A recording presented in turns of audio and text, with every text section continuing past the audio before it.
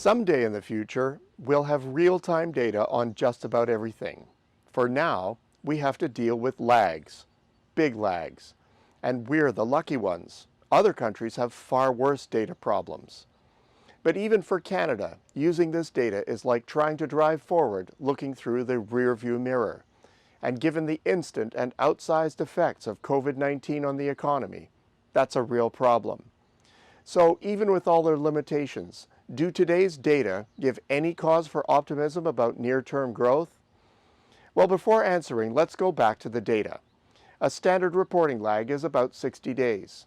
In other words, if something occurs in April, you'll hear about it in June. International trade, manufacturing, retail, and wholesale sales all have this 2-month delay. And with good reason. It takes time to collect, clean, and classify the data. And let's face it, most businesses and consumers can't be bothered with the surveys used to gather all these facts. There are some series we get faster though. Data on prices, jobs, and purchasing managers' intentions are among key series that are available in a month or less. These are typically eye-catchers, especially if they are harbingers of what's to come. COVID-19 has beaten them all though, in more ways than one.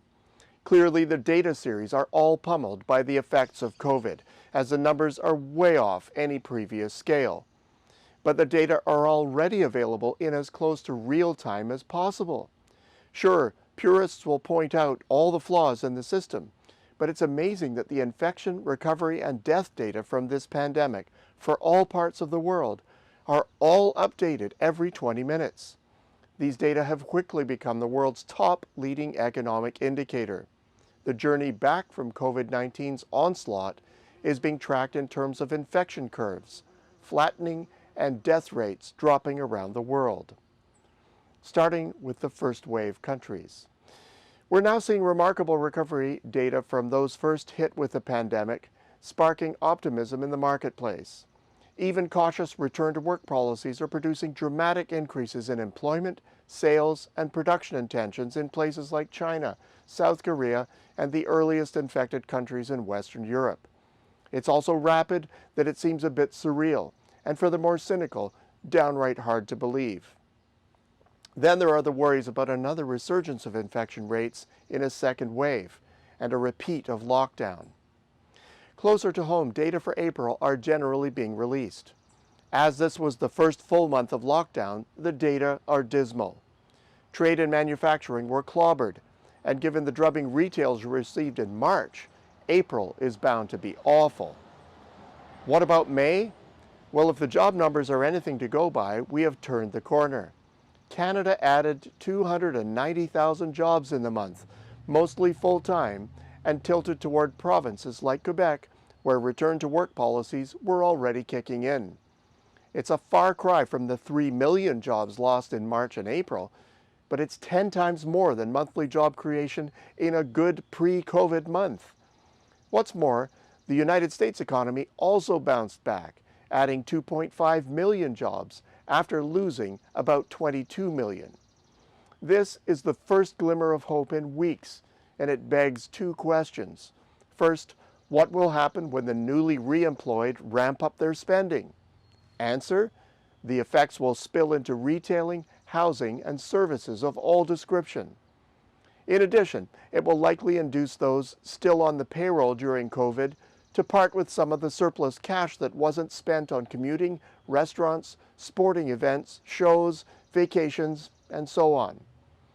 A second inspiring question is, what of June? As the partial and hesitant return in May turns to a broadening return in June and beyond, momentum will only grow. And there's maybe a third. Will the momentum actually be self-reinforcing? That is, as we all see some get back to more normal activity, as long as there are no second wave infections, won't it induce a more fulsome return to normal? Time alone will tell, but past experience suggests so. A second wave of infections could be the fly in the ointment. However, known incidences have been dealt with abruptly and, as far as can be seen, effectively.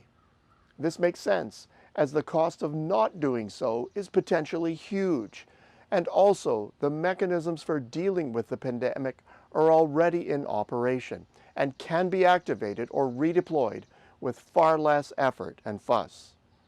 The bottom line? The economic rebound from COVID-19 will be aggressive, and we're already getting a taste of that in the data. What remains to be seen is how complete the recovery will be. That depends to a great extent on psychology. Are we so traumatized that nothing will pull us quickly from the economic sidelines? Or will aggressive rebound statistics create momentum that has us rushing for the entrances? It's June. It may indeed already be happening. Oh, that we had real-time data. Until next week, I'm Peter Hall.